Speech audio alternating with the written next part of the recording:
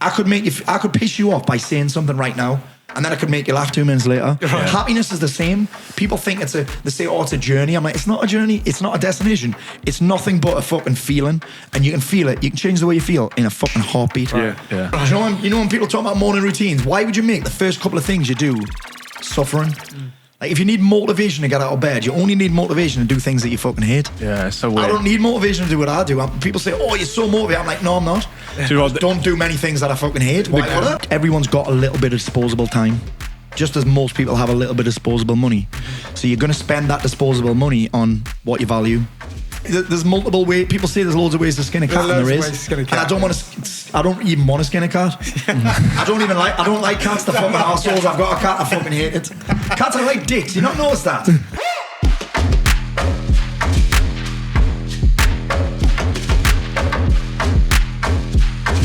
All right, we're jumping back into this. We've got it's quite unusual actually. We've got another podcaster on. That's rare. It is rare. Paul Mort. I'm kind of a part-time podcast, like a wannabe podcaster. No, you're not. Your podcast's good. It's great. It's all right. Well, just for context, me and Paul met at a Tyson Fury event, which was really fun, and obviously I jumped on your podcast, and you kind of inspired a little bit of this, jumping on this. But I like the name of your podcast because I never knew that, mate. So of course, yeah. I love it. I loved it. I really enjoyed it. But your podcast, Paul Mort Talks Shit. Yeah. What take us through it. Why did it start? Is it... Well, so I've been in kind of the social media world doing my thing for quite a few years now.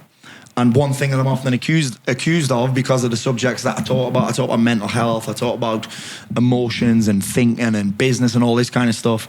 And I often get accused of talking shit. Really? So I think the best way sometimes to deal with trolls is to just have some fun with them. So A, there's that. And B... Okay, that's cool. That's where it came from then. And B, that's what we tend to do, right? You sit around talking shit. Yeah. That's what we're doing. We're going to sit around talking shit. For an hour, yeah. Four bored men talking shit. That's what we're going to do. Do you know what I mean? We do, yeah. Like the best podcasts aren't the ones, because when I first started podcasting, and I realised this when I interviewed Anthony Croller, I was fanboying over Anthony Croller because I've been at loads of his fights. Yeah. And great fighter. A great fighter. Yeah, just a scrapper, wasn't he? And he's a top dude. Yeah. But I interviewed him, and I was like, and it was an interview, and it was like just me asking questions and him answering them in a way that he's used to answering them. And I was like, this isn't podcasting. The best podcasts are the ones with hardly any prep. Yeah. You have maybe an opening question to get the ball rolling, like an icebreaker. Yeah. But the ones where I was interviewing people were like, actually, this is not talking shit. This is me fucking fanboying. So yeah, I love it. It's opening up. It's therapy. It's like, I completely agree. No, yeah, there's two types, right? There's like the Andrew Huberman, Lex Friedman type, where it's just pure information, and they don't really talk to their guests. They talk at them, and they just have a load of questions lined up because they've got a thing that they want to get through, technical points. We don't, right? We don't need to measure what we need to get. Yeah. So I think when you watch a podcast, you basically put yourself in the feet of us. So if you're watching this, they're putting themselves in our feet as if they're in a conversation with their mates. Yeah, it's organic, isn't it? It's more organic. It's not too thought out. You're not looking just to ask. Two of my friends connected for an interview that didn't know each other. I'll not say their names. They're both pretty big in the social media world. And he said, me and one of them have the same agent. So my agent rang. He said, can you apologise to X because Y was a fucking disaster? He said it was an absolute disaster. But the X just asked question, like it wasn't even a conversation, it was just tidbits, like literally bam, next question, bam. It wasn't really a conversation. So I think that the whole thing about talking shit is like those are the best ones. They are. Do you think it's the future as well? Do you think like now this is like going to replace mainstream media, or do you think like... I don't know, because what's really weird, good question, people ask me, do I listen to podcasts? And I actually don't listen to podcasts. Okay, that's interesting. No, I'm not a massive consumer of stuff. I like, because I'm creating quite a lot. I'm making so many videos and writing so many emails and working on books and working with people and writing fucking theatre shows and all that kind of shit that I actually don't consume. So you leave it at the door. I reckon it's changed, mate. I think you've got like an older perspective. Because like podcasts, I remember when I started listening to Joe Rogan on his first podcast, I came in about number 23, started listening to them. And at that point, I think there was like 10,000 podcasts. Now there's like 3.5 million podcasts, right? Shit. So we said, look, maybe one day there's going to be 300 million podcasts. Highly unlikely that, 50th of the population. But, there will be a lot more. But you're probably at a saturation point now where most young people know that podcasts exist. So now you're like, okay, what's the difference between a podcast where the Nelk boys all sit around a thing and have a laugh, or a YouTube channel? So I think the thing you said at the beginning is, you can cut up all these reels. There's all these different channels now where you can be a content creator. Yeah. And it's like, we are not going to go against the mainstream media, because the mainstream media are giving news. We're not really talking about like current affairs and stuff like that. The YouTube channels that are doing current affairs, that are like GB News that our last guest was on, they will definitely, in my opinion, replace the mainstream media. It's weird. It's not really current news. It's current fucking bad news, isn't it? Yeah. You know what I mean? That's what people love. Yeah. I always know this, and I've posted a lot of content propaganda, over the years. And propaganda. Yeah. There's stuff that in my I remember this. I did it. I had someone on the podcast, and we had a conversation, and a guy had edited the podcast, Connor. He said, I feel really bad. I said, why? He said, I posted a reel on, we're on TikTok, but I don't go on because it's fucking horrible. So I have an account with my name on it and my videos on it, but I don't have the app. Even my kids are like, Dad, you see what this guy's saying about you? I'm like, I'm not bothered, son. It is what it is. I don't want to see. But he said he felt bad because he put a reel up, a clip up, and the guy who I interviewed got fucking pelters. He said, but what I know, Paul, is he's quite new to the social media world, my editor, and he's like, the reels that have the most controversy in them, the ones that are the most negative, create the most traction. Yeah, and that's so why if you think about the biggest people on social media, then they're not the ones who are spreading positive messages, are they? Yeah, they're the ones who are negative because Facebook and Instagram want people arguing because it keeps them on the platform. Yeah. It is so true, and I see it more and more. And it's the things that come up if I do go on TikTok or Instagram Reels, and you flick through. It's not always the positive stuff, and if it is positive, it's dressed to be positive. Yeah. But it's actually there's like an undertone of break up with this person, get out of this relationship, stop being friends with these people. Cut out all those negative people, get rid of the toxic people, and fuck off, man. If I was to like my best mate, it was funny when you came in because you were so lively, right? Yeah. And like that's great. Like that's what like. Imagine that 24/7. I'm a fucking nightmare. That's my best mate. My best mate, Luke Playford, right? He's he's crazy. If everyone's met him, everyone knows he's crazy. Yeah. If you were to listen to anything, they'd go, toxic relationship, whatever. But these guys are irreplaceable. You know what I mean? I'm never gonna have a friend like that in my life ever. So it's like you can't listen to all the stuff, and it's like it is. If you stand here and say things that are negative, then you're going to get hits and you're going to get likes, right? Which is why it's been great today. We were chatting to you and chatting to Jay, and a lot of the stuff that everyone's saying is like really positive.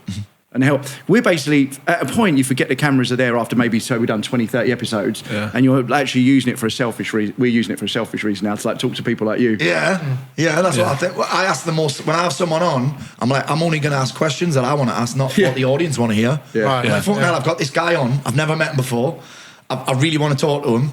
I'm going to be a friend. It's going to be my mate after this. I'm going to ask him what I want to know. Yeah. Russell Kane, I could interview for about 4 hours. He's now my mate. Me and my family went to Dubai with him and his family. Yeah. I just kept, and I hang out the back of him for information all the time. Such a great builder for network. It's great. Because you're actually having a conversation that's not just rushed. It's like questions that you know what's weird about a podcast? You're asking questions that you probably wouldn't even ask if you were sitting in the pub because it'd be too busy. It'd be too loud. Like you'd never get the opportunity to have a conversation like this in a pub or even a restaurant. The fucking waiter keep coming over and interrupting and that. You know what I mean? So it's actually more sociable than what you would do going out in a quiet room. I would never say to Dapper, like we just had Dapper, I'd never say to him like, can you just, I really wanted to know. Like, so I was watching a video and I thought, what's the woman behind him? I wanted to know. Can't ask him that in a pub. Nah. I was like, mate, what is it that... Just have small talk. There's not much room for small talk on a podcast. In a social environment, and you'll get asked the same shit all the time as well. You're obligated to open up. I feel like the difference with podcasts, you can pick and choose the times that you want to promote and push the stuff out and put the content out. Whereas the mainstream media and these channels... it's regulated time, it's all structured. If it doesn't make people shit themselves, it's not going to happen. I was talking about this on a podcast yesterday. You know this Martin Lewis fella, the money guy? Oh, yeah. He's actually really annoying. Do you know what comes along with his name? Warning or warns. Martin Lewis warns of this. Martin Lewis says this. Mate, don't spend £10 in Tesco because you get... man. And I think about the media all the time. I'm like, the news isn't really the news, is it? No. Do you know what I mean? It's making everybody worried. It's like you can go, if you went in a jungle, you could look at the ground and see a fucking snake eating a rat or something, right? And you could look up and see like a hummingbird being born or something. It's the same place. It's a mad thing. You know, like on the BBC, the government was in the 20s, I think 23rd, 24th biggest advertiser on the BBC. Now they're number one. The government are the number one advertiser on the BBC. Really? And they probably don't even fucking pay for it. They do, but it's taxpayers' money. So I pay for it. You pay for it. The tax man fucking loves me. Yeah, I'm same. Like best mate. And so we're paying for it. We're paying to have our own propaganda pushed on ourselves. That's a fact. It's mad, you know. I never listen to the news. I watch the news, but at the weekend, this past week, I've been to so many football matches, right, with my son, with my wife. So I spent a lot of time driving. Yeah. And I love talk sport. But because I had the news on, I wouldn't normally listen to it. I found myself yesterday, I was exactly what that I was talking about. I said, you know, this fan spent 100 fucking million on this King thing. And my wife was like, you've been listening to the news, haven't you? I was like, aye. And I'm complaining about what I'm listening to. Yeah. And I was choosing to listen to it. It's mad. And she was like, you would never talk about that stuff normally. You've been listening to the radio. Yeah. I carried the news probably at the tail end of COVID. And I haven't gone back to it since. I think it's one of the most powerful things you can do. I haven't gone back to it since. Like, don't check the news at all. You know, when people talk about the physical diet, like that's your fucking the diet for your brain. Yeah. I heard you talking to Jay before about exercise, like his mind fitness. Yeah. It's the same for your diet. You put shit in, you're gonna get shit out. Yeah. I like your that's the quite healthy mindset to have for because obviously you're a content creator. Yeah. You've got a podcast, you're putting out all this stuff, you know, you do all these courses to help people. Yeah. But at the same time, you're nowhere near social media. I like that. Yeah. As in, like, you're not. I'm on TikTok. You're peripheral. You're peripheral. And there's a funny thing that I spoke to my wife about yesterday. I said, you know what I find about social media? People think it's the real world, but when you put your phone down, this is mad. I keep getting injured training jiu-jitsu, so I started fucking yoga. Hot pod yoga, it's amazing. You ever done hot yoga? Big fan. It's sensational. I love it. So, mate, you feel so good after. Around loads of really hot women, also sweating. I'm the only man in the class, loads of hot women with really tight clothes on, sweating. Oh my God. My wife wanted to come last week. I was like, are you sure? I don't think you can have a miss out of this one. Miss out. It's not that good, mate. I think you'll hate it. It's boring. Anyway, I went in there and I came out. I was a bit angsty before I went on. I think someone had given me some shit. I told me that I should have jumped or something. I get that every day. Someone telling us I should have killed myself, right? Fucking hell. It's mad. Yeah, that's horrible. And I was a bit angsty about it. I'm used to it, but I was a bit angsty about it. I put my phone down because you're not allowed your yoga, the phone in the pod. It's a phone-free zone. And I came out and I'd forgotten about the thing. And I said, you know what? Your phone is like a VR fucking headset. It's like only real when you're in it. Yeah. As soon as you take that VR headset off, you're like, actually, there's quite a lot going on. Nothing's real. That's not even real. I don't even know this fucker. So, I'm saying come to me fucking house and say that and shit like that. Yeah. It's so weird how people allow it to how we're allowing it to happen. It's mad, isn't it? Yeah. It's like a VR headset. You can take it off anytime you want. Yeah, that's crazy. That is crazy. It's like the stage before, like what we're gonna end up in. That's exactly what the stage before. And the funny thing is, you ever seen someone on a VR headset? Yeah. It's fucking hilarious. Yeah. And I'm thinking, when I'm on social media, my kids must be like, Dad, what are you doing? Yeah. Dad, you're arguing with someone, aren't you? I'm like, put your phone down. Guilty, It's a mad thing. That's crazy. What I love about your story, Paul, I mean, look, I've seen your video that's got millions of views, your kind of opening up video about, you know. That's how I ended up with Tyson on the podcast, because he's seen it. That's crazy. Yeah, it's mad, isn't it? I mean, like, take us, this is going to sound quite a morbid question. Yeah.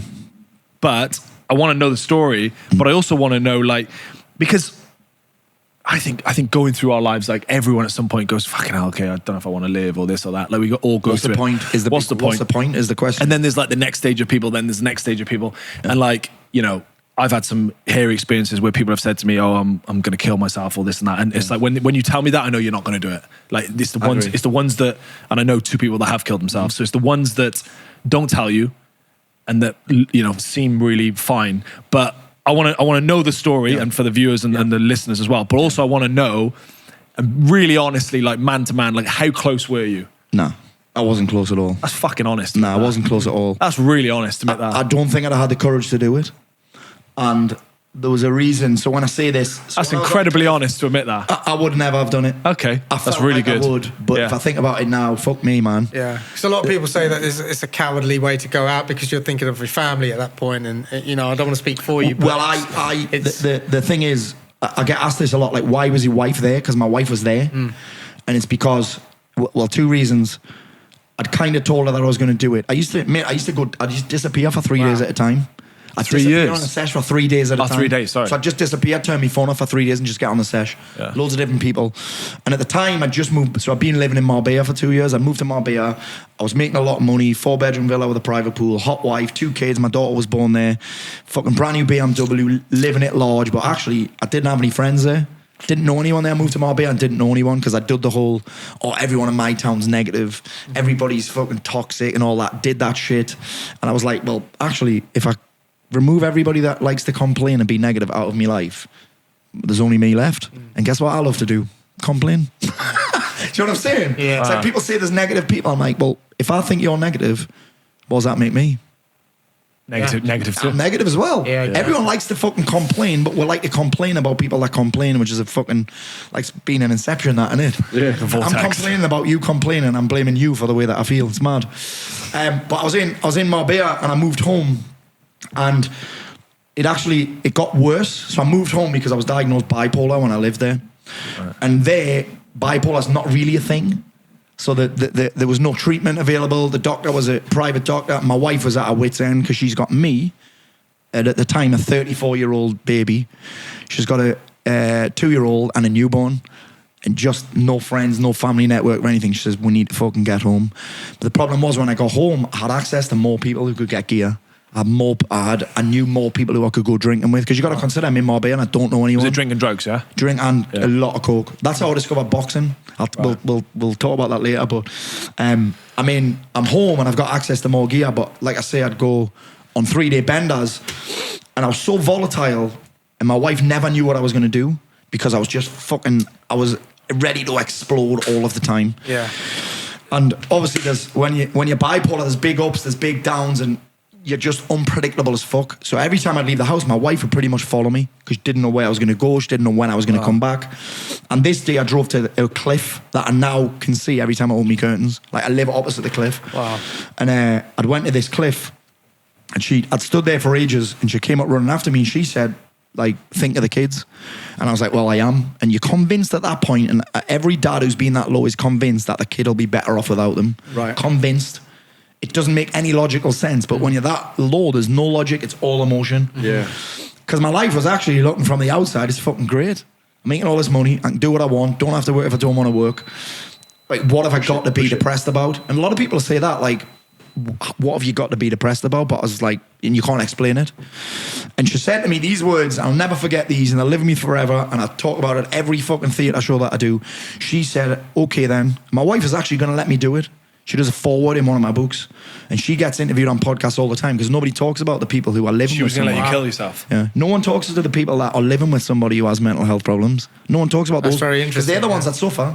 Yeah. Like, that's why I do what I do. I don't want people's families to go through what my family went through. I don't want men to feel like I felt. I don't want men's wives and kids to feel like my kids are really young, but I don't want them to go through that. And she said she was going to let me do it because she didn't want to see me in so much pain. You know what I'm saying? Like, she could see how much pain I was in. Wow. And part of her wanted to let me do it. Part of her, I mean, like I said before, I don't think I would have done it. And she said to me, well, think about the kids then, growing up as those kids whose dad killed himself. And I was like, fuck, that was it. That was when I knew that I had something that had to change. Yeah. Because I wasn't willing. My kids would have to live with that guilt. Even though if I could have written them a note that would have said, oh, it wasn't about you, it was me. They would have carried that for the rest of their lives. My wife would have carried, I could have done more. My mum and dad would have thought I could have done more. You've probably thought, if you know people, fucking hell, I wish I'd texted them. And I didn't want, that was the, I mean, it hasn't all been fucking smooth sailing, but that was the moment that was like, you kind of fuck it. It was a different kind of fuck it. And what took you to that end of that cliff? Was it the drink and the drugs, or drink, drugs, bipolar? I was on meds at the time. Right. I was on these bipolar meds called lithium. Lithium's the A grade, the class A for bipolar, but it makes you feel nothing. Wow. So I'd gone from these extreme highs that I was creating, and these extreme lows to fucking nothing, to just shit. What was the thing that was making you think the bad negative thoughts? Well, there must have been a catalyst, right? Like, this is my wife's doing this. Come downs. Yeah, they're like, heavy. you think about this, like, I was a speaker then, but I was speaking on business. I'd go and I'd speak in front of fucking 500-600 people. I'd be the king of the shitheads, right? And then I'd go home and I'd just be the guy that hasn't emptied the dishwasher. Do you know what I mean? I'd have these big, massive highs. You see it with a lot of fighters do it. I spoke to Tyson about it. He'd achieved everything. And this was me as well. Like, I've achieved this life. At 21, when I set out self-employed, I'd achieved everything I wanted to achieve. And I was like, is this it? Do you know what I mean? I've achieved everything I wanted to do. What the fuck's next? Ant Middleton I had on as well. He was the same. He'd achieved everything in his military career. And it was, what's next? And that was the whole, what's the point in this then? But it was these massive, anything that gave me a high, there was always a come down. Yeah. And I didn't know how to deal with it. My way of dealing with it was to shut myself off from the world. And then just built up until you built went up, and it was just constant this and this all of the time, and eventually the high got too high and the low got too low. What were the first steps you took then to really pull yourself back in and go, right? Well, do you know what's mad? I went to see, if the 3 letters IST were on the end of the title, I went to see every IST you can see, and I could look them in the eye and be like, you've got no fucking idea. I would talk, they'd be looking at me and I'd be like, you've got no idea what I'm going through here. I saw psychotherapists, I saw psychologists, I saw counsellors, I saw all of the ISTs, I saw them all. Yeah. I even saw a hypnotherapist, but I just fell asleep in that session because it was in like fucking Torremolinos or something, because I was living in Marbella. I travelled to Torremolinos and I fell asleep. I was like, oh, that was great, mate. I never went back. But I looked them in the eye and I could tell. I remember one woman, she was in South Shields, and she was a professor. She was like the top one. And she said to me, she said, you're manic now, so it's manic depression, innit? You're either in a manic episode or... She was like, you're manic now? Like, I'm not manic, this is just my energy. This is where I'm at right now, this is my energy, this is who I am. And at the time, I didn't know that this energy, I can harness this. Or put it I've since been diagnosed ADHD, so I can have this energy all the time if I want it. I just have to treat my lifestyle to get better. So the first thing I did, this is going to sound mental, is I signed up for a course. I saw this guy on the internet. Someone had tagged me in a video and said, Paul, this is the fucking American version of you. Guy was called Garrett J. White. And he was speaking in a way where I'd never heard anybody speak about what I was going through. He was just using language that I'd never heard. And this is why that video blew up, because I'm talking about things that only someone that's lived it can say it like that. Like, it's all well and good hearing somebody who go through it talk about depression and that, but when you've been through it, you can just tell. You can tell when someone's been there. So I saw this guy and he was selling this course, and it was 10 grand, and it was Laguna Beach, California. And my wife was like, you need to fucking go and do that. It's called Wake Up Warrior. And I went there, I flew to Laguna Beach, I spoke to this guy for like 4 minutes, and I was like, I'm in. I flew out there. This is mad. The first thing that I did was I had to turn up at the beach at 6 a.m. Guy came over, there was some fucking big dudes there, there was about 10 guys there. He said, put this head guard on, put these gloves on and fight him now. No way. I was like, fuck it, I'm in. And I had to dust up with this guy that I never met. And you're proper going for it, like? Oh, I was fucking... Well, I thought it was a long round. He was like... I was gassed. It was like 30 seconds. Wow. I'd never boxed before. So I had this dust up with the guy, and the guy was like, we'll do this because when you go on a course with a bunch of men, it ends up as a dick measuring contest. Right. Like, who's got the most money? Well, everything's terrible, but I make this money and I've got this much business and I fuck this many girls. Yeah, there's an angle, and then what you see in some groups is like, now what's happening in the world is like who's got the smallest dick competition, like how much can you suffer? Yeah. Do you know what I mean? I see that all the time. Starving artist, tortured artist syndrome. I've got a smaller dick than you, so you've got small dicks, big dicks, and fighting someone. That's interesting. You see it all the time in the fighting world, two guys hate each other. Yeah. They do 12 rounds against each other, now they're fucking best mates. You see it all the time. So it's because ego just disappears. Yeah. So that was it, and then I kind of woke up. That woke me up. I needed to be told. I didn't need mollycoddled. Like, that's what happens when you tell someone you're struggling mentally. They tell you everything's fine. They blow smoke up your arse. They say you're amazing, mate. And I was like, I needed someone to wake me the fuck up. Yeah, because then once you're on your own away from them, it's like, I can't, he called me king of the shitheads. He said, Paul, you're king of the shitheads. I bet you lie to everybody and you get away with it. I was like, I can lie to everybody. Yeah. And because I was making money, who the fuck was going to tell me any different? Right. I like that course though, Wake Up Warrior. That's cool. He's pushing the pride and the ego out of you for you to have a realization. Fight him. That was the best way to like... I realised I thought I was a big tough cunt. Yeah. I realised I had a dust up. The best way to diffuse everything is just get in a ring and just fight. And then that kind of pushed me down the whole. I learned about meditation there. I ended up going to Germany and doing a course with this lady called Byron Katie. That led me to the Dr. Joe Dispenza stuff, and I just ended up. It's funny this. You see these people now, people are into the ice baths and that now. You also, my feed's full of people taking the piss out of people that do ice baths. Yeah, every time Matt says it on the podcast about ice baths, I'm like, I think he's 10 years behind, because like I think all I keep on seeing is everyone taking the piss out of someone getting in another ice bath. The people that are taking the piss, I'm like, mate, if you're too much of a pussy to go on the ice, just say. Just because you're too much of a pussy to go on the ice, that's why you're taking the piss out. But the things I do now in my life to keep me on the straight and narrow are things that at some point I've taken the piss out of. Jiu-jitsu, I took the piss out of.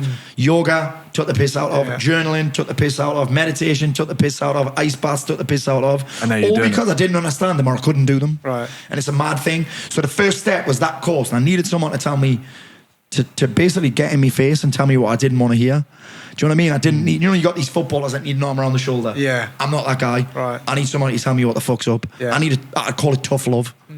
And tough love still love. I like that. I like that. Same. Because in mental health, you think, everyone's going to mollycoddle you. And I'm like, the stuff that I do now, I'm like, people need to wake the fuck up. Yeah. People talk about mental health and nobody wants to talk about the drinking drugs thing. Just open up and talk. Yeah, 100%. I'm like, mate, you need to stop fucking talking. Do you know what I mean? Stop fucking talking. Yeah. Because I'm sick of you talking. Do something fucking different. Do you know what I mean? There's a quote that you said, I'm going to read it out. That's kind of stuck with me. You say, suffering is completely optional. Yeah. I can't always do what I love, but I can always find a way to love what I'm doing. Yeah. Having fun is okay. Yeah. What makes me happy will change while I change. Yeah, it does. Because happiness, right? People talk about being happy. Happiness is just an emotion. You're not supposed to be happy all the time. Yeah. Do you know what I mean? You're not. It's okay happiness not to be, yeah. Emotions, right, are impermanent. They're fluid as fuck. I could piss you off by saying something right now, and then I could make you laugh 2 minutes later. Right. Happiness is the same. People think they say, it's a journey. I'm like, it's not a journey. It's not a destination. It's nothing but a fucking feeling, and you can feel it. You can change the way you feel in a fucking heartbeat. Yeah. I have this thing in my live show where I'll say, think about someone that really pisses you off. Within minutes, I can feel the anger in the room. I'll have 1,000 people all pissed off at the same time. And then I'll start switching. I'll say, right now, close your eyes and think about something that you're really proud of, or somebody that you're really proud of. And you can see people's faces and their physiology starts to change. So you're switching that whilst you're doing it? Like that. That's how quickly you can change your emotions just by asking a question. You ask yourself a question, and your brain will it'll send neuropeptides down the spinal cord to the hormonal centers, and you'll get a feeling just by thinking a thought. So happiness is not, I can feel happy today, but in an hour's time, if I miss me train, you guys will be fucking getting it. but I can still feel happy missing a train. I can be like, well, actually, this means I've got some extra time in London where the food's always delicious. That is so true, though, because, and it's good to have those different emotions. The same as, I think seasons are great, having those different seasons. Yeah. It's good to have sun. It's also good to have winter, puts you in different mindsets. Too much sun piss you right off. Too much sun, when I lived in Marbella, August was a fucking nightmare. All the tourists came, and I wanted to come back to South Shields. So, going through those emotions of being happy, sad, angry, frustrated, like we were talking about earlier about stress, anxiety. Man, if you could turn them right. If you didn't know what sadness was, you wouldn't know what happiness was. Right, exactly. Yeah. You've got to know one and know the other. That's so true. I completely agree. And it's good to have specific things to think of. So one is think of something that you really admire, you really love. They're nice things, right? Because you will feel happy. So that's one good thing. First question: are there any other things to think of that we can think that make us happy? But two, you're saying when you're in this emotional state. Yeah. When you're in an anxious emotional state, it's very hard to come out of it and to do this great logical thinking that you're speaking of now from a good place. Yeah. When you're hard. It's hard. So I'll tell you a little story here.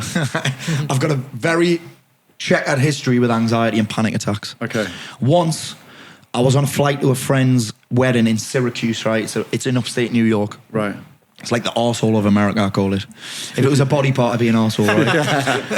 And everyone's hairy and stinks. And I've got to get 3 flights at this point, and I'm on my own. My wife's like, I'm not taking 2 kids on fucking 3 flights to America for a wedding. Yeah. So it's a good friend of mine, and I'm flying out. I've got to do Newcastle Heathrow, because Newcastle doesn't fly fucking anywhere.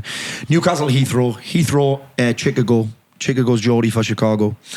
And so I'm flying to Chicago. I've got to fly Chicago and then Chicago to Syracuse. And I'm on this flight from Heathrow to Chicago, and I'm watching Marley and Me, right? I don't even have a dog, but by the end of Marley and Me, I may have a lump in my throat. Right, I may or may not. I can't confirm or deny whether I had a lump. And I just had this urge that I wanted to speak to my kids. Right, my kids are young. I could because it's a family film, innit? And I was emotional, so I called it emotional. And I wanted to speak to my kids, and I could still picture in my head of them going, "Where's Dad? What's Dad doing?" Like saying that to my wife. Right. And I'm I really want to speak to them, so I pick up my phone. I try and call them. Yeah. Obviously, I'm halfway to the fucking moon, innit? Yeah. I'm closer to the moon than I am to South Shields. Right. So, and I can't call them. I'm like, fuck. I can't speak to them. I can't text them. I've got another fucking 4 hours on this flight. Fuck. Heart rate goes up. I start sweating, but I'm freezing at the same time. I start walking around the cabin. I'm in business class going, so the cabin's quite big. I'm walking around the cabin. Air stewardess comes over, or whatever they're called these days. She comes over and she's like, "Are you okay?" I'm like, "I think I'm having a fucking panic attack." So anyway, it starts getting worse. I start hyperventilating. I'm sweating. And she was like, "Are you on any medication?" I said, "Yeah, I'm on lithium." So anyway, I didn't know they could do this, but she got a phone And it's like, she calls a doctor who's on the ground and says he's on this medication, and she opens up like a briefcase. It's like a 007 thing. Wow. She's got to clip it. She's got to like, it's clipped. Unclips it, gives me some diazepam or something, and sedates me for the rest of the flight. Right. Wow. So I'm that worked up. She's like, do you feel like you're getting violent? I'm like, no, I'm not going to get violent. If you ask me that again, I'll punch you fucking head. When I mentioned bipolar, she must have thought, I was like, this geezer's going to I'll choke you the fuck out, bitch. but then I'm so sedated. I'm 2 hours early for this next flight. I'm in the gate 2 hours early and I miss it. I missed the next flight. Right. I'm just fucking off the planet. Yeah. I'm off the map. So then I'm like, I'm stuck in this place. They put you in a room, or No, I mean, I'm on the flight. I'm sedated for the rest of the flight, and then they're just, oh, you're fine now, Mr. Mort. And then they don't know that I'm still fucking off the map at this point. Off me rocker. And I mean, I'm having a lovely time, but I missed the flight. And then I ring my wife. She's like, well, what are you going to do? I was like, well, do you know what? I don't think I can handle another flight. The next flight, so I'm going to fly home. She's like, well, that's 8 hours longer. I was like, fuck. I'm fucked here. What am I going to do? Yeah. So I'd actually had a panic attack on a flight from Newcastle to Heathrow. Sat next to Sol Campbell, Harry. Remember him, Sol Campbell? No way. Sat next to him, had a panic attack. I had such a bad panic attack that he got up and moved. Because I'm like this. Yeah. I'm like this. Wow. I think I'm going to panic. He got up and moved. Are you sure you haven't got a fear of flying? It's not about the flying, it's about being trapped, being stuck. Yeah. So then No, because you're like that. He has to take pills on planes because you Well, I went through a phase of just taking diazepam all the time. Yeah. So I'd been on a course with this guy called Charles Linden. He's like a world leader and expert on anxiety. He's incredible, right? And he had this concept, what's called diversion, which is I can't be having an anxious thought at the same time as having a positive thought, because you can't have two thoughts at once. Mm-hmm. So... you can't have an anxious thought? At the same time as having a thought about something else. Okay. So you think about it, I'm anxious because I'm having a thought that makes me anxious. Oh, okay. So like if you're grateful, you can't be... Yeah. At the same time. But that's, in the moment, you're like, fuck off. Have you ever thought about breathing your way through it? I'm like, breathing? You're fucking kidding me. That's the one thing that I'm doing really well. I'm doing it really fast, actually. I'm so good at it. I'm going... But anyway, you learn this concept of diversion. So my wife was like, what did you learn from... So my wife's trying to talk me down at this point. This is going to blow your head off this. So she's like... What did you learn? He taught this concept of diversion, which is basically diverting your attention onto something else, distracting you. Mm-hmm. So that's what the lady was trying to do on the flight. She was saying, how old are your kids and why are you traveling here? And I was like, I know what you're trying to do, bitch. I know what you're trying to do. When you get a needle. They distract you, don't look. Yeah. So you can do that with anxiety. So to get this second flight, this flight to Syracuse, is only a 2-hour flight. Maybe not even that. I was like, this is going to blow your head off this. I downloaded Angry Birds on my phone, right? So I'm playing Angry Birds, getting onto the flight, I'm playing Angry Birds, I'm not paying attention to anything. By the time I get to Syracuse, I'm in Syracuse without any panic attacks, but I'm fucking brilliant at Angry Birds, right? So what I do now is on a flight, and I've cured a phobia of the dentist with this. I could jump out of a plane now, no problem. I've cured so many phobias with this technique of diversion. Not just Angry Birds. Football Manager's amazing as well. I love Football Manager. Yeah. Because I can't manage fucking MK Dons and have an anxious thought at the same time. Yeah. My brain can't be in two places at once. So what I do now on a flight, and I spoke to Tyson about this as well, actually, is I make a list of things that I'm going to do on the flight. So I have work, I have TV shows to watch, I have jiu-jitsu DVD, that's a good idea. I do that, yeah. I read books, I have a magazine, I have games that I can play, I have podcasts to listen to, I have all these things that I actually do none of them. But just having a list where I'm like, oh shit, I'm starting to feel a little bit anxious here. I can go there and just literally, but it has to be something that holds my attention. Yeah. It can't just be anything. Because trying to meditate, people are like, oh, you try meditation. I do meditate every day. That's like a vitamin though. Yeah. But when you need a painkiller and you're anxious, you're like, oh, meditate what? So I can have more thoughts. Yeah. The last thing I need is more thoughts. I need something that holds my attention, diverts me. I did it with a dentist. Hadn't been at the dentist for 15 years, right? And I had a palate because I got my front 2 teeth knocked out boxing, funnily enough. Did you have a gum shield on? No. Did I fuck? Hold on, man. From Newcastle, man. We don't wear fucking gum shields. Come on. I think I just need to stop blocking punches with my face. But I got my teeth knocked out, so I've got this palate in, and the palate kept falling out. Like it was falling out in public. I'd be talking to people, and the palate would just come out because it was too small. But I wouldn't go and get anything done. And then eventually, I started to get a hand on this flight thing. I'm like, maybe there's something in this diversion thing. So I went to a new dentist because I was banned from the other one. banned because I actually went to get a gum shield made and I bit the guy's finger and told him to fuck off as he was got the thing in. I'm like, mate, oh my God. Banned from a dentist for a start, right? I've never heard anyone's banned from a dentist. I was like, you know when you have no one said I had a fucking moment on the cliff. I had a fucking moment when my teeth fell out in a Michelin star restaurant. in front of the chef. She must have felt embarrassed, of course. So embarrassed. I've had that, I also had my teeth fall out in front of a family of 4 on the beach in Dubai. Oh, wow. The woman said, are these I think your teeth. she said, are these your sunbeds? I was like, no, I was just leaving. And as I was saying just leaving, my teeth fell out, but into the sea. So I'm fucking scrambling around looking for the teeth. And I was like, you know when you just have a moment where you're like, or you might see a photo of yourself and you're fat. Yeah. That happened to me as well. I was like, I just had a moment where I need to fucking handle this now. Yeah. So with these teeth, I went to the dentist. I said, listen, mate. I said, I get a bit overexcited at the dentist. That's how I was like, I'm not getting anxious. I don't have a phone. I just get overexcited. Yeah. I love it so much that sometimes I just get up and walk out. And I said, can you do me a favour? Just talk to me through the entire thing. So the surgery that I had to have, he was like, actually, you can get implants. So I don't want another palate and get implants. He said, but what I have to do is, he said, you've got no bone left in your jaw. It's worn away because there was no teeth. Yeah, you need a bone graft. I needed a bone graft. Yeah. It's called bovine. So I had to basically slice my gum open, push cow bone in. Fuck. Right? But then he was like, what I also have to do is, you know the bit of, you'll all do this now, you know the bit of skin between your gum and your lip? Yeah. He said, I need to remove that and reattach cut it. Yeah. I've had all that, everything. Have you had that as well? All of it, you just said. So he said, he said, it's quite a big surgery. I was like, fuck it. I said, what I need you to do all the way through is just talk to me all the way through. So I'm a nightmare at the dentist now. I'm like, what do you do now? Why does it smell like that? I'm the same. I want to know the definition, the detail. You're not really that interested? Well, I couldn't give a fuck. Right? Oh, no, okay, I wish I didn't care. When I go in, I need to know everything they're doing. I'm like, does that help you? Yeah. Me too, he just talks to me. As soon as there's silence, I'm like, you need to tell me what's going on? Yeah. It's like a proper hypochondriac. I can't focus on the fucking 20 hands that seem to be in your mouth. The fact that my tongue's 20 times the size that it normally is. Yeah. I can't swallow, but while he's doing it, I'm listening to him and I forget about what's happening here. Yeah. That's diversion. Isn't it weird how like your brain works like that? I think like you know, you can be in bed, right, in a safe place, and you could put yourself in a mindset of like worrying about like, I don't know, let's say a shark eating you, which you know deep down in your mind that there's no way that shark, you're nowhere near a water, you're nowhere near a shark, and there's nowhere near a shark's going to eat you. Yeah. But the power of your brain can create that feeling and have that sweat and that anxious. I flew recently, flying to Malta. Yeah, had a bit of turbulence. I was on my own and just flapping, just like everything just. It was a really, really, you know. Yeah. For me, it was high level turbulence. I'm not scared of flying at all, but all these like things just started happening in my body, and I was so embarrassed. Probably a bit embarrassed to say, but I was like, oh my God, like.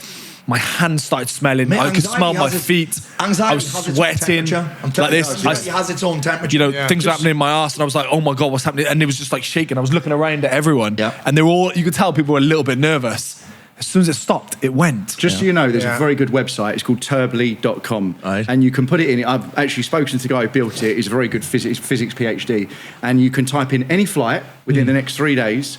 You press go, and it shows you exactly, it maps the turbulence levels throughout the flight, how bad it's going to be. That's wild. Not the wind, the actual turbulence. That's wild. I'll change my flight. It's going to be like above a 5. After that, I was watching, I started doing all this research. I watched a 50-minute video on YouTube about turbulence. And look, it's so easy. You should never be worried because they can just go up or go down and they can avoid turbulence. There's all these different types of turbulence, wind turbulence. There's like, there's so many different things. And it's like, it's so safe. But for that moment... Irrational fear. Yeah, fear, that trick of anxiety, being on my own. You know what's mad about anxiety, right? It's people with a creative intellect that suffer with anxiety. Yeah. Okay. You think about it, you're creating a problem that doesn't fucking exist. I've been doing it lately. Probably why you got no anxiety, Joe. We both have like we're creating. He doesn't have any. Literally, just like. You think about the people on a flight, right? This is what got to me, right? I'm like, there's fucking 300 people on this flight. Nobody else is having a fucking panic attack. They do. They're just sitting there like this. No, they hide it. Like there was this girl next to me on the plane the other day. I was coming back from Dubai, and she started like crying her eyes out, and she went, "Why are you so calm?" In my mind, I was like, it's safe. I wasn't calm at all. I was acting to make her feel better. Do you know what I mean? So, like, apparently 40% of people on a plane have got a small fear of flying. Really? 25% quite serious. Yeah. So I think a lot of people are good at hiding it or whatever. Yeah. But the question is, it's irrational, right? So a plane hasn't crashed from turbulence since the 70s, right? All the planes you've heard of that go down, none of them are commercial planes. Yeah. The last planes were the Lion Air and Ethiopia Air ones that you know about because the MCAS system went down. So, like, planes, like, you know, they don't crash from turbulence. There's 100,000 planes in the sky every day that are commercial planes, right? So just think of the numbers. You're safer there than a mad number. Yeah. So, but my question, I guess, he's terrified of flying, and I just said, you are. Come on, you're scared. Wine, bad Valium, all that sort of stuff. But my question would be, it's an irrational fear, right? So I've been hypnotised for it. It comes from a place I know where it comes from. First time I had really bad turbulence. Yeah. But a lot of fears are irrational, right? So let's say at the moment I'm like really fearful my girlfriend's going to like cheat on me. It's like, where does that fear come from? Why does it feel, going back to what you're saying, when you're in it, it feels so uncontrollable and it is so consuming. You see that title there, Bored? Yeah. That's what happens with women. Like, you meet a woman, suddenly, where do your hobbies go? Out the window. Where do your personal goals go? Out the fucking window. So you actually be consumed. You think about that. When you think about her cheating, you're in her world instead of yours. Like, you see it so many times. Completely. Guys, you're in her head. You're in her business. Rather than your head. Yeah, who's taking care of your business if you're in hers? None, no one. So I used to have this as well, and I've been with my wife a long time, and my wife's hot as fuck. Right. Which is a problem sometimes. Yeah. All right? People are checking her out when I'm with her all the time. Obviously, they don't know I've got a massive cock. And look, I'm hilarious as well. But what I'm saying is, like, I used to get that all the time. And I was like, why am I like that? I'm like, because I'm sitting at home doing fucking nothing while she's out. Right. Once I started filling my life, in fact, that's another thing. I never had anxiety when I was younger, and my life was full. Yeah. I'm solving. That's what I realised with anxiety. I'm giving my brain problems to solve rather than fucking making them up. Interesting. Do you know what I mean? Yeah. I think this is a problem with depression as well. Most people that are depressed, they're not striving for anything. The anxiety comes when there's nothing to do, when you've got nothing. I'm bored. I'm thinking about problems. You're seeing life as a game, and like it totally is. Yeah, every day is a little. How am I going to solve this? Here's the best part: where you get to make most of the rules. Yeah. It's so fucking cool. Yeah, you get to make the rules of what your life fucking looks like and what it feels like. It's so fun. I love that. Do you know what I mean? But with anxiety, like if I'm worrying about someone cheating, it's because I'm thinking about them cheating, which means that I can think about something else anytime I want. So you just fill your life with, I haven't got time to have those thoughts anymore. Yeah. There's no room in my brain to have thoughts about that anymore because I've got so much other shit going on. And as long as it's positive stuff, because you can go to therapy and the therapist would say, look, talk about your past. Exactly. Fuck that. The past that I can't change. Let's go and talk about my past loads. Exactly. I can always tell when someone's at therapy because they're amazing at repeating the story. And I've coached about 4,000 people, 3,000 men. Right. And I can tell when they've had therapy because they're amazing at repeating their fucking story. It's like it's an autobiography. Yeah. And it's so easy. You mentioned Joe Dispenza. Yeah. I wasn't too into him when I was younger because he said all this stuff about quantum mechanics. And I know a bit about quantum mechanics. Like, it's my favourite subject. Physics is my favourite subject. I study it a lot every day. I'm doing my physics degree right now. So I do it and I'm like, hold on, some of the stuff he's saying is very like quasi-science kind of thing. Woo-woo. So I was a little bit... But I listened to him, I was in Dubai and I listened to a 17-minute talk about how to reprogram your brain. It's like, fuck it. I was here last year, I did his week long. Is he good? Incredible. Yeah, I can imagine. Mate, I'm supposed to be doing the Tony Robbins. My mates for my 40th bought me for Tony Robbins. I wouldn't have done it myself, Mate, so I'm going to go because they bought it for me. Do you know this Dispenza thing, right? It was $3,000 a ticket, right? I got there, it was at the XL, there was 3,000 people there. It was, sorry, there were 3,000 people there. £3,000 a ticket, 3,000 people. Wow. That's 9 million quid for a week's work. Fucking you know how many emails he sent about it? One. The guy's the fucking real deal. He is. Mate, there was women having orgasms in the crowd. No way. Funny enough, all of them are American, which Americans are just over the top. I was thinking women would like it. It was sensational. Like, we're in one of the meditations was 4 hours long, man. Wow. I never thought I'd be able to do that. Oh my! But it was the whole thing was mental, man. You went to this story, right? And the story now is the same, right? It's like you can reprogram your brain. Did you like the new Tony Robbins or something? Well, he's been going the same sort of time. He's on a different planet. He's actually really good at like quantum physics. He's got science to back up everything he says. Yeah, so he uses a lot of science. He uses it, but if you was to go to a physicist, they'd say, well, maybe his understanding slightly different and not understood by mainstream and it's not proven and stuff like that. But basically he says this thing where if, for example, you think something, you're real if I'm worrying about my girlfriend cheating, it's just as real as it happening. Where you place your attention is where you place your energy. To my brain it's the same. Your brain cannot differentiate the difference, so why put yourself through it? And he sort of goes through these like steps of how to reprogram your brain, and it's like I start listening to it, I'm like, this is amazing. This guy is like putting out some positive stuff there. And I like really, so I wanted to ask. He's superb. And do you know what's mad? You think about you having that thought about your girlfriend because you're asking, we talk about the questions about thinking about someone that makes you angry. You're just thinking, I wonder what she's doing. Instead of wondering what you're doing. What am I doing? What am I working on? I'm like, you couldn't even, if you were working on something that you're really passionate about, right? You are in it.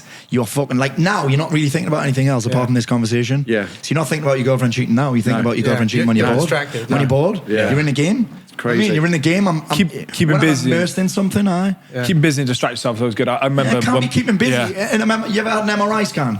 I haven't. Mate, you would love it. Okay. It's like being in a coffin. Right. That's really loud. It's fucking horrific. Oh, right? wow. Because you're more claustrophobic. It's so bad, man. It's so bad. Tombstone. And I've been in just for thinking 20 loads? minutes at a time. But once, which is right? not scary because you've done a load of stuff. in the Well, past. I'll tell you this one, because you can't be busy in there.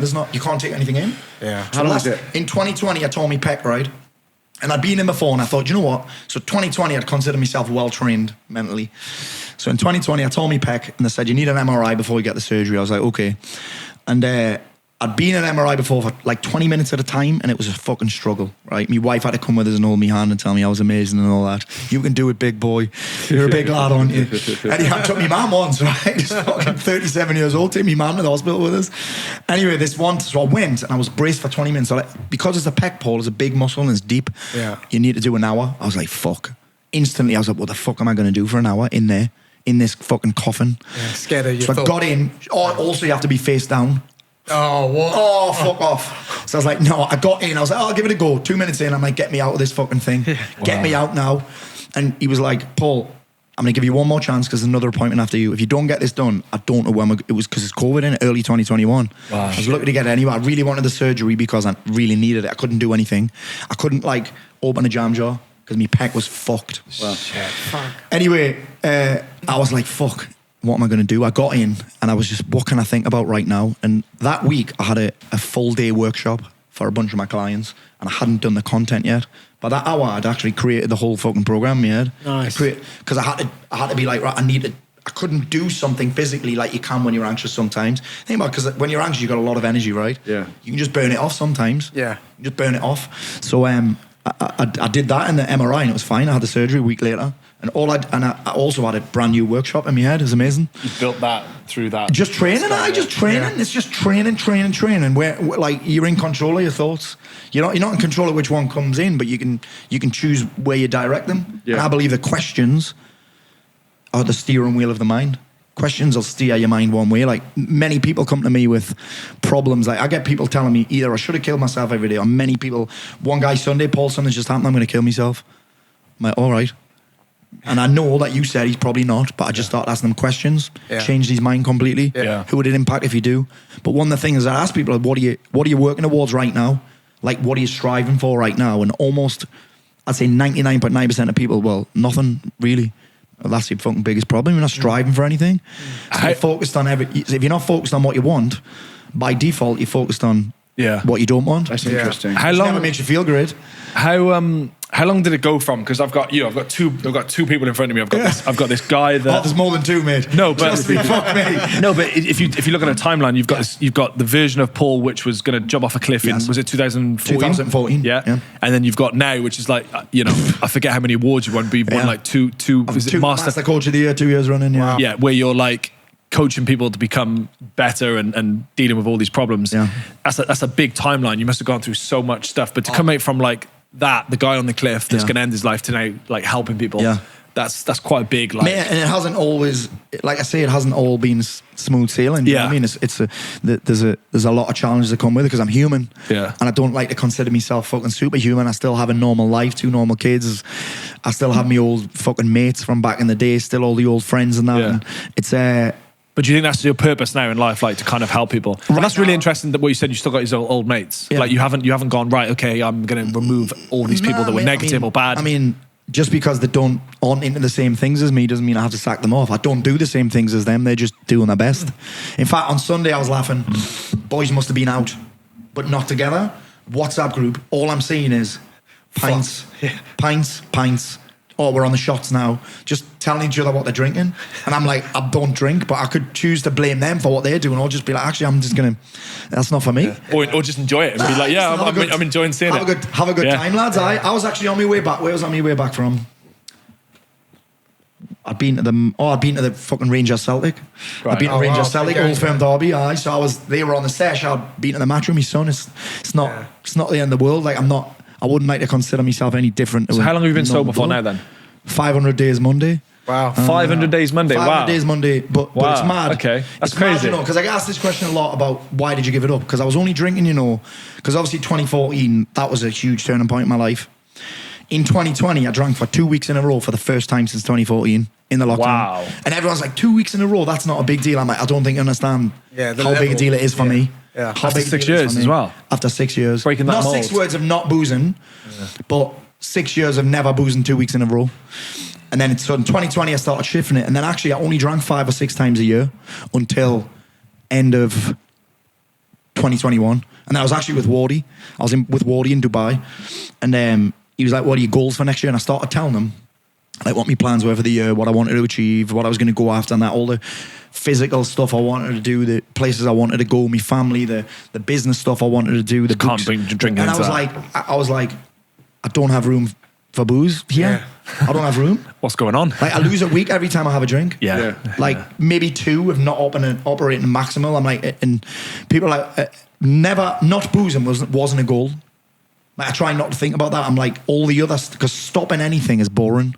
It feels like you're depriving yourself or punishing yourself. So that was just, it was almost like I saw stopping boozing as the cost of admission to making all the other shit happen. Does that make sense? It does. I was like, actually, I can either achieve this or drink, and this other shit just became more important to me. Right. Yeah, and I forgot that I was nearly 500 days. I forgot. People ask me all the time on Instagram, are you still off the booze? I'm like, aye. I was like, I just don't talk about it anymore because it doesn't feel like a thing anymore. Yeah. It's replacing that bad habit of the drinking with something, really positive. Don't have time. I don't have the room for it. There's no room for it to fit. And last year, man, fucking hell, I saw my team win at Wembley for the first time in 5 attempts. I've been to Wembley 5 times, lost every single time, seen them win, didn't drink.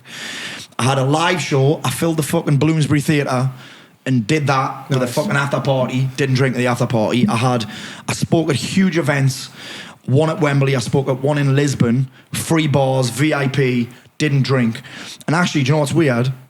I had a better time. All these good things happening. Yeah. Do you know what I thought? I thought my biggest fear about giving up booze was that it would be boring. Yeah. Now I think about it, I'm like, actually, my life was boring. That's why I had a drink. You were more present in the moment. I just had a better time. My wife's like, you're dancing all the time. You never did that when you were pissed. I'm like, did I not? Yes, because you think you're always in the toilets having a fucking line, mate. You think you're looser, right? When you're boozy, I would think I was looser. No, it's weird. When you're hungover, you're kind of tight because you're like, But you can, once you're happy and confident in yourself, and you're not drinking, you actually feel looser, which is like it's so weird. I thought sometimes you get a little bit pissed off. I'm like, mate, you've told me that 7 times in the last hour. When people hit repeat, when they're on repeat, that's when I know it's time to probably bail. But I'm like, I'm funnier, I'm happier, I'm dancing more. It's weird. I party harder when I'm not drinking. It's weird, that, isn't it? Yeah, that's crazy. Yeah, I'm more sociable when I'm not drinking. Yeah. That's great. I party harder when I'm not drinking. It's that's weird. great. Isn't that weird? Because you think about it, you spend your time at the bar waiting to get fucking served, which I hate. When I'm not drinking, I'm not fucking standing at the bar waiting for a fucking blackcurrant and soda. What's the point? Yeah, I'm not even going to bother going. I'm going to get a bottle of water, and that's me. Yeah. You know what I mean? That's all I need. I'm not standing at the bar. I'm not in the toilet having a piss every 2 minutes, or in the toilet having a fucking livener. Yeah. I'm not doing that. I'm not outside while my mate's having a fag. Do you know what I mean? I'm not waiting to go back home so I can get fucking on the sesh even more. Yeah. I'm not going to people's kitchens and that, talking shit till 5 a.m.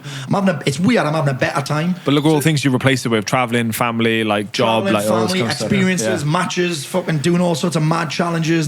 So to break that down, like to give a real life example, if you need this purpose thing right now, obviously I could say mine's physics. Yeah, you could say yours is family and all that. But that's like a slow-moving target. You've got your family, right? You've got everything. Yeah. So, in my opinion, it comes to Saturday night, and I'm thinking, right, I can go out and have a drink, I can have a laugh. You need something in your brain. That feels like a downgrade. That would be a downgrade to what I would have planned on a Saturday night. So yes, but you need something specific, right? You have to have something in that you value. Something specific. I'm going to do this Saturday night that is better. Yes. And that must come off of the purpose, right? Yeah. So because family, physics, they can wait a week. Yeah. What is your specific thing you tell yourself, right, this Saturday, this Friday, when everyone's in the park, in Hyde Park, at a weekend, or whatever it is? If I showed you I could get my calendar out now and I guarantee there'd be something in. Oh. This Saturday, I'm actually speaking in Manchester, then I'm going to the world's rudest diner. Have you heard about this? No. It's Karen's Diner. Yeah. I'm going to get abused. Have you been? It's been. On Saturday. It's unbelievable. I'm going on Saturday, and then Sunday, I'm going back to training jiu-jitsu. Monday, it's my wife's birthday. Tuesday, I'm going to Long Clume, which is apparently an amazing restaurant. I just have these things. Yeah. I have a question that I ask myself every morning. Well, when I tried to get you on this, you were like, I was like, can we get you on? Like, in 3 months. In 3 months, right? Because my life's exciting. Right. I've made an exciting life, and it doesn't always cost money. Do you know what I mean? It's not about money. You think about how much money you spend on the package. You know what I mean? People tell me, I can't afford that. I'm like, mate, someone criticised me once because I got a vitamin drip. And someone was like, "Oh, you must have loads of me." I'm like, "Mate, I bet you spent that on the packet and the booze this weekend, and I've just spent it on that instead." Yeah, no, I'm not taking the piss out of you for that. Yeah. Someone took the piss out of me. I've got a video on TikTok. Actually, it's with Jay. Me and Jay have got a video on TikTok, me talking about this $8,000 investment I made in an ice bath, and people are hammering me. I was like, mate, 3 years ago, I was spending $1,000 a month on the gear. Like, this is a lifetime investment, and it makes me feel better than a absolutely fucking no-brainer. Yeah, you know what I mean? I don't get it. So it's I just have a life that I've crammed full. Yeah, that's it. Yeah, I've crammed it full, and I like it like that. So sitting in a pub will be a real downgrade. Yeah, I'm like, what and do what? Boring. Yeah. So the question I asked myself, forget most of it. In a journal, right? Very in my journal every morning, the first question that's in there is, what am I most excited about today? And if there's nothing to get excited about, I just create something to get excited about. Right. Like excitement for me is one of the feelings that's fucking intoxicating. Like, and you can feel it coming off people as well. Like, I love being around people that are excited about the future. Do you know what I mean? I can't help but be inspired by that. Yeah. So why would I can create it on demand? Look how quickly we've created it now. You can feel it, can't you? Yeah. You start talking faster. Funny enough, a bit like anxiety. You start talking faster, your heart rate goes up, you start moving around a little bit more, your leg starts going. You're just converting it. You're just converting that energy. And all I've done is talk about something I'm excited about. Yeah. You can do that every fucking day of your life. And it's infectious. It is infectious. Yeah. I call it, I had a discussion this morning with my agent about a book that I've got, and I want to talk about creating an electric life. You can create an electric life, and one of the things is just having things to be excited about all the time. In 2014, I just got excited about Fridays. Yeah. Nice. And that's what happened in the lockdown. I drank for 2 weekends in a row, and I was like, why am I doing this? It's because I had nothing else to look forward to. And now you're excited about every day. Friday night, I'd be wall climbing with the kids, a clip and climb. I'd be going bowling. I'd be training jiu-jitsu. Yeah. I'd be boxing. I'd be going to the cinema. I'd be having a meal. And then suddenly, that was gone. I said, well, what the fuck else am I going to do? Like, I didn't, and I realised it. I was like, and I just swapped that for getting a fucking nice takeaway. Do you think your appreciation for life changed and that helped as well? Because for me, like, you know, James always says to me, he's like, oh, yeah, I'm always happy, I'm always positive. And I just, it's like one of those things where, you know, I feel like I like simplistic things. I like going to the gym. I like good coffee. I like good food. Yeah. You know, people consider those quite simplistic things. Yeah, big boobs. Big fan of tits. Big fan. And like, but I also really, really appreciate like breathing and life and waking up in the sun. Like all these. You practice it. That's why. Well, maybe, yeah. You practice it. It's training, right? There's nothing. I think that the secret recipe, right, to living this electric life is because you got to think about. I've got to be thinking about something. My attention has got to be on something. I have this saying, which is whatever I add attention to, I add momentum to.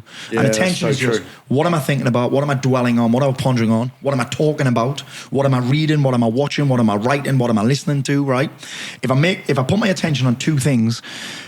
One is what I want, because when I think about what I want, it tends to feel exciting. When I talk about what I want, it starts to feel exciting. All that stuff, and what I'm appreciative of, like what's working, what I'm doing well, what I appreciate, what I've got in my life that I like. If I have this is really cheesy. I've been thinking about this thing called blisscipline. If I have the discipline or the blisscipline to only think about what I want and what I'm grateful for, how can I fucking fail? Yeah. Do you know what I mean? Because you just starve the thing. If you starve the things that you're anxious about of attention, it'll be gone. Yeah. And there's no space for it. You know what I mean? I really like that because I'm going to try and put this together. It should sound a sexy quote, but it's not. But it's like thinking about other things to think about that's exciting. Yeah. And that's like, I do that all the time. Yeah. All I'm thinking about all the time is other things. About other things that are exciting for me. So I'm just thinking about thinking you things. You just train yourself to do it. Yeah. Joe Dispenza says 95% of the thoughts that you have today are the same as the ones you had yesterday. Yeah. So you got to, and most of them are negative, but it's because what people are talking about, where their attention is, they're focusing on what they don't want and what they could have done, and they're focused on the people that they don't like and the things about their life that they don't like and the things that they're shit at. Yeah. They're thinking about all that shit and then they're talking about it, whining around the fucking table, talking shit about other people. Yeah. They're reading the news about all the things that they don't like. They're watching the news about everyone hates each other and all that.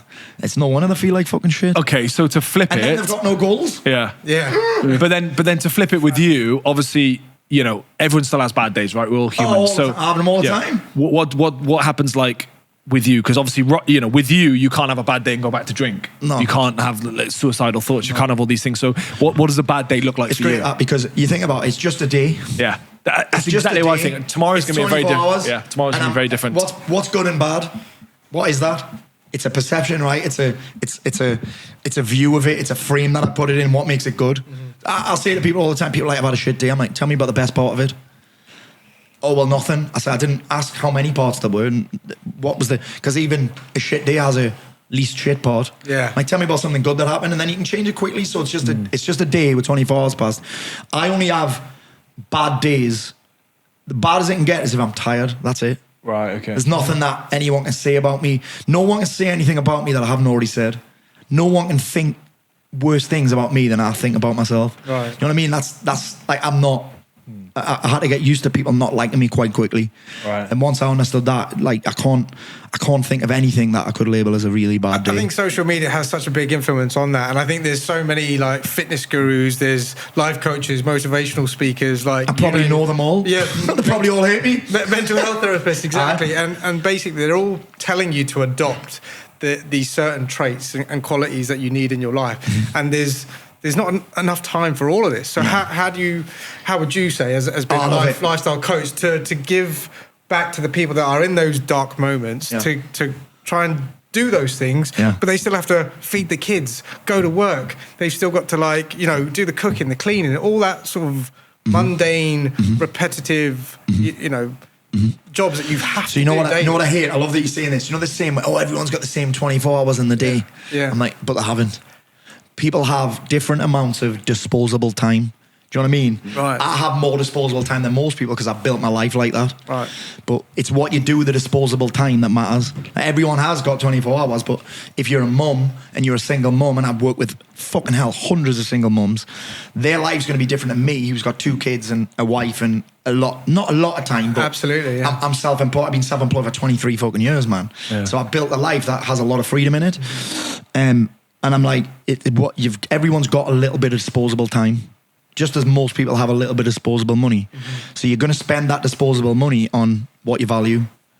So spend your disposable time doing things that you fucking like doing. You love, yeah. Do you know what I mean? Like, the worst part about, when people say they can't get out of bed, I'm like, that's because your morning routine, the first thing you have to do is something that you hate.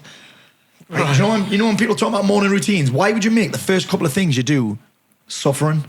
Like, if you need motivation to get out of bed, you only need motivation to do things that you fucking hate. Yeah, it's so weird. I don't need motivation to do what I do. People say, oh, you're so motivated. I'm like, no, I'm not. I don't do many things that I fucking hate. Why would I? The great thing about that is, like, you said you don't have to suffer. You don't. Yeah. If you think of, like, right, okay, I've got to get out of bed and be in work for 9 a.m. If you hate the gym, stop fucking going. Yeah. Find another kind of exercise. Right. Yeah. But you know that you can think about, right, if I've got to get up at 9 a.m. and go to work, that's a horrible feeling. But if I've got to get up at 5 a.m. to get on a flight, you're up. Oh, mate. And you're there. I'll get up at 3 a.m. mate. Same as filming. Like, I can go from, like, having a normal routine, jet lag, and then problem. And then exactly. Yeah. And if I'm filming and I'm up at 5 a.m. every day, I'm up and I'm like, woo! At 6 a.m. I'm walking onto, like, set and I'm like, this is great. Like, it's a completely different mindset. You're right. I can't believe he hasn't name dropped yet, mate. I can't believe you haven't name dropped yet. I haven't name dropped. No. I'm waiting for him. Don't name drop it. No name drop it. Disappointed, actually. I'm not allowed to anymore. I get told off. Dear. Get told off for talking about filming. And, shit. So it's like I make the first things that I do in the morning, things that I'm excited about doing. Yeah. Like, the things that I get to do motivate me. Like, that's so true. When people talk about the gym, like, Jay loves picking things up and putting them back down again. That's weight training. I hate it. Yeah. Boring. Pick that up, put it back down. Why? Well, you get a bit stronger. Do you know what I mean? Even running. Where to? Nowhere. Why? Like, that's not. It used to be my thing, but since I've done jiu-jitsu, I get it. It's totally different. That's Matt Newcomb. You know what I mean? Like, why would you force yourself to do that shit? Run into where you go. But you think you have to? Yeah. Like, people value different things. Do you know what I mean? But I would counter that. It's not about where you're running to. It's about what goes on in your body. It's about your blood circulation. It's about your... Oh, it is. But you can get that from other things. That's true. I can get that from jiu-jitsu. I can get it from sitting in a sauna. Exactly. Yeah. You can get it doing anything. Yeah. So there's like, what I figured out is there's more than one way. Like, there's a weird paradox here. Imagine this. Trying to force yourself to do something that you hate and then hating yourself for not doing it. It's so true.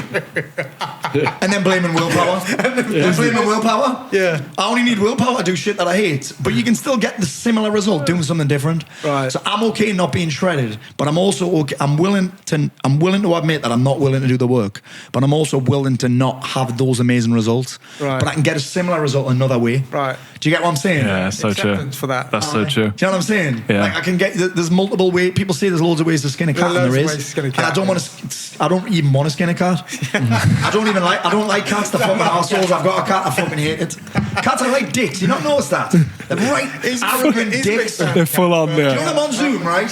I'm on Zoom. Every time I'm on Zoom, there'll be loads of clients. There's not a call that goes by where I don't see a cat's butthole. They come on Zoom and just show you their arsehole. I'm like, what? I didn't ask to see that. There's a great thing in it. If you have a dog, the dog works for you. If you have a cat, you work for the cat. Pricks. Yeah. Dicks. I've got one. I hate it. Yeah. Once had a shit in my pocket. My pants were on the floor and I had a shit in my pocket. They had a shit in your pocket? I had a shit in my pocket. So I didn't know it was there. I put the pants on, put behind my pocket. The fucking cat shit. You probably found a bit of change. Any bit of food, any bit of protein that I leave lying around, it fucking they're full on. Have you seen? It stinks, by the way, as well. Yeah. It stinks. You've seen that cat video where you see the cat walking off, he just like knocks off a glass, and then you see another cat that's holding another cat, and he pushes him off. Yeah. Like they're just like, and then they're just slapping like things of it. If it was a human, would you be mates with it? Nah. Absolutely. But I'm really impressed by them because they're so independent and they are really smart. They don't give a shit. Yeah, they don't give a shit. No. No. They don't care what anyone thinks. And you have to work for them. You have to build trust in them. You have to, you have to do everything. And it's like it's nothing. Mine's gonna end up under the fucking patio. Yeah. What? I want to wrap it up by asking what's kind of next, but in tail of that, like what's like something, a goal that you've got that you haven't achieved yet, or it's on your So my mindset. thing is, I have 3 things that I love to do in my life. When you ask what's the point, because I get asked all the time, what's the point? I believe life's about 3 things. One of them is experiences. The best part of being human is the things, the places you get to see, the people you get to meet, the things you travel. And I still like nice things. Still like buying nice things, but I love to take me kids places. That's why I go to so many footy matches. Fucking hell. We've been at Eintracht Frankfurt this year. This is just in the last month, actually. I've been at Eintracht Frankfurt. I've been at Arsenal. I've been to the Old Firm Derby. I've been to fucking 5 Sunderland games or something. So I love to make memories. Like magic moments. Life's just a series of magic moments. Yeah, Tyson said this, didn't he? He did. Yeah. There's nothing really exists in life apart from memories. There's nothing. You're not going to take anything to the grave with you. You're going to die alone. Memories. But all you've got is like memories. Like an advert for Wikipedia or travel something, right? And he says, and I love this, is, are you going to regret the things that you didn't buy or the places you didn't go? And I'm like, the places I didn't go. I want, every year. So when I go places, I buy a Christmas bauble. So every year when you put the tree up, instead of putting bullshit things on, we've got these baubles of loads of places that we've been. Oh wow! That's remember when we went there? Yeah. Do you know what I mean? Remember when we did that? Yeah. So you know what I mean? Sometimes the other week we did an event at Stamford Bridge, and so I had all my crew there, all my clients there. We did this big event, and I went in the club shop and I bought these little football boots that you hang in your car, but I could hang them on the tree. I was like, I could hang them on the tree. Remember that time we did an event at Stamford Bridge? Yeah. You know what Perfect. I mean? It's nostalgic as well. Incredible. Like I love the idea of when my kids are older saying, "Remember when we went there, Dad? Yeah. Remember that time you had to be you dressed up as a star at the kids' entertainment in Tenerife?" It's a memory that will live long. So life's about that for me. Experiences. I'm always thinking, where am I going to travel to next? Where am I going to go? Who do I want to meet? Who do I want to speak on the stage with? So, and then it's about impact for me. So, how am I going to impact people? So, we're in London today because we had a meeting about a book. Where am I going to do a live show? How am I going to get in front of more people and impact them so they don't feel the way that I did, so their family, so they can feel how I feel now. Mm-hmm. Like that's because it's not that, it's simple, but it's not that it takes training to feel like this. And then you've got growth. Like how do I want to grow? So those are the only 3 things I think about. So right now, what am I working on? Not being shit at jiu-jitsu. That's my big one. One day I'll get quite good at it. One day I'd like to be good at it. Then I want, this year, I want to get a book deal over the line for January, and then I want to do a big UK tour next year. And my kids come everywhere. My kids last year, fucking hell, they met Tyson. Obviously, my son met Tyson. That's amazing. They come to all my speaking gigs. So I'm speaking with Stephen Bartlett in September. They'll come there. They come to all the keynotes. They've seen, fucking hell. Mate, this time last year, I was in Puerto Rico. I got flown to speak at an event with Gary Vee. And the kids came to that. That's so cool. So was it a crypto thing or no? Something different? No, it was just this mastermind thing. Right. This is mad this. So they paid me to go, they paid for my family to fly out, they put us up in a hotel for a week. Gary Vee got 300 grand for the keynote. He came for an hour. I'd prepared and rehearsed. He got pretty big, didn't he? He fucking killed it. And to be fair, he was fucking superb. Yeah. I've seen some shit keynote speakers and he was really good. He's great. He is great. So they're all involved with everything that I do. So every time I travel, they come. Every time I'm on stage, they like to come to sit hearing the same stories. They know 300 grand for an hour. That's it's mad, isn't it? Yeah. By the way, he also charged an extra 30 grand for some people to get photos taken with him. And he's probably got they're probably paying paying for a plane. He had security with him, full-time security. Yeah. It was mad. It was mad. Considering this guy's just a businessman. Yeah. You know what I mean? He's never even been on a TV show. Yeah. He just talks, and he just speaks what he feels. He does. Yeah. It's amazing. Yeah. But that's my life there. That's amazing, man. And my kids could probably do my kids have seen my shit so many times that they could probably do my theatre show. That's amazing. Right. Word for word, they could probably do it. Aye. That's so cool. They like to take the piss, actually. They do love to take the piss. But what I love about it is they get to meet cool people and they don't get like starstruck by them. Right. They just think, because what I realised is that when I left South Shields, the one good thing about Marbella is I met people who were doing big shit. And in South Shields, quite insular. So I would always be like, oh, I can never do that. It's too big for me, that. It's too unrealistic for me. And then I met people that were doing it. I was like, actually, they're not that different Not to me. far different, yeah. Nah. Most of the time, they just started sooner. Yeah. So my kids get around that and they just think, actually, these people are just normal people. Yeah, you're Do you know what exposing them to, Like I mean, we went to Dubai with Russell Kane and his family and that, and they just think Russell's Russell. He's fucking killing it. He's hilarious. Oh, he's the funniest man I've ever That's met. so funny. That's a very, very lucky thing that they're going to have. It is. Do you know what Totally is. Well, I grew up in in Essex, and you'd meet someone, and you try not to be starstruck as a young kid, but you didn't have access to those people. They'll take the piss out of them. I would get. I remember seeing. Do you remember EastEnders? No, you're younger than me. No, I know EastEnders. There was a girl. Do you remember Daniela Westbrook? Yeah. With the fucked up nostrils. Yeah. But in the day, I don't know if you remember, she was like the hottest. Man, I'm 43, man. So am I. She was seeing Brian Harvey. That's right. She was seeing That's Brian right. Harvey. I remember seeing her in the fish and chip shop, Churchill's in Woodford. I was like, oh my God. She's so, and then anytime I would see someone, I'd be, start. Yeah. And it's, I'm obviously now no, but it's only because we're lucky enough that we worked hard enough to meet We have lots of access to different these type of people. Yeah. But I like them to just think what they're doing is kind of not too big for them. It's kind of normal, so that they don't get limited by where they're from. And do you know what I mean? Yeah. By other people's opinions. They're like, well, I know my son loves to brag about it. He's like, oh, of course I met Tyson Fury. He loves it. I loves it. Now I got this. I got a new car, and begins with a P, and he wants us to take him to school all the time. Oh, Before he'd be like, no, Dad, I'll get the bus. Now he's like, Dad, can you take us to school today? I'm like, really? It's like, I take us in the it's fun times. So yeah, mate, it's a big. I'm excited about the future. That's good, man. That's I haven't great. got a perfect plan laid out. Yeah. I like a bit of chaos. Yeah. Do you know what I mean? I don't like a perfect plan. I actually don't. It's weird. I don't like routine that much. Yeah. like I hate variety. routine. Yeah. I like variety. I'll still do this almost the same thing every morning, but I never do it in the same order. I never do it at the same time. Yeah. I have to have a schedule because I just say yes to everything. I think right now, if I didn't have, and in fact, I don't even control my schedule. I have an assistant, a bookings manager. She controls my whole schedule. Because right now, I'd be on 4 podcasts at the same time. We'd be on Zoom at the same time as we're doing. You've probably got 3 that you're supposed to be on now. 3 people waiting for us. I know. She literally has to control me diary. She protects me time. That's so good. Because I feel lucky I've dealt with you myself. Oh, thank you, sir. I thrive in a bit of chaos. Yeah. You know what I mean? I'm the same. Like, I think I said this earlier. Like chaos. Without the chaos, you got nothing. You need a bit of chaos. Energizes it. Yeah. It energizes me. Yeah. When I know I'm not, and I think it comes from when I left school. I had 2 GCSEs, so I was very limited with my options. None of my family entrepreneurs. My dad worked in the same factory for 30 years. My mum worked in Asda, so no entrepreneurs. Oh, wow. And I didn't even know any entrepreneurs. So it's when I left school, I got an apprenticeship. In fact, it was a YTS. Remember those?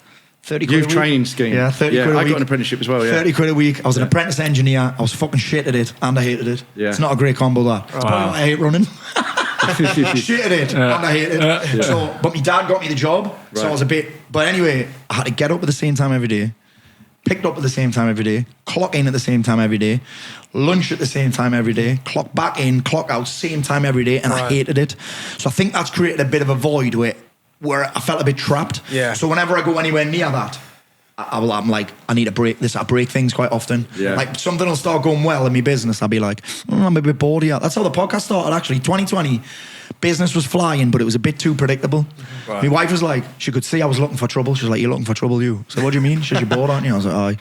She said, what do you need? I said, I need a book deal and I need to start a podcast and I need Tyson Fury on it. She was like, well, fucking go for that then. And then and that was just what I needed to get stuck into. Do you know what I mean? Yeah. When something becomes a bit predictable, I'm like, ooh. You did it as well. It's like I start looking for trouble. Do you know what I mean? I do start looking for problems. Yeah. So I needed something new to get me fucking teeth stuck into. Like your brain needs to... an animal to hunt, like a mission. Yeah. Yeah, your brain reverberates at a speed and it will always go. So it's going at this now. If there's nothing, it will still go at that, but it can latch onto the wrong thing. That's what I mean. It's like, it's nice to hear that your missus has actually gone, all right, actually, what do you need? You know, she can tell that there's something. She's the only woman in the world that I could live with. Exactly. That could live with me. That's I mean, my mum wouldn't. If people are like, how you been together so long? I'm like, I couldn't find another girl that'll put up with me. Right. Like, I couldn't. I was 16 when I met her, so I'm 43 now. It's a long stint. That is a long stint. Yeah, my mum wouldn't let me move back. She'd be like, fucking no chance of you living here, son. You find a B&B. That's amazing, man. Thank you so much. I'm conscious of your time because you've got a train to get. I do. But Thank you so much for having me on. Man, Do you know what? absolute pleasure. I've done a lot of podcasts. I must have done about 150 podcasts. So mine and being a guest on other people's, and this is the most fun I've had. No. What? You know why? Because I get asked cookie cutter questions. Yeah. Tell the audience a little bit about yourself. That's your fucking job, mate. And you know what I mean? And you say the same things over and over again. So to have you three guys like inputting and asking different questions, I've had a fucking great time. Mate, that's so good. That means a lot. That means such a lot. Yeah. Yeah, it's been great.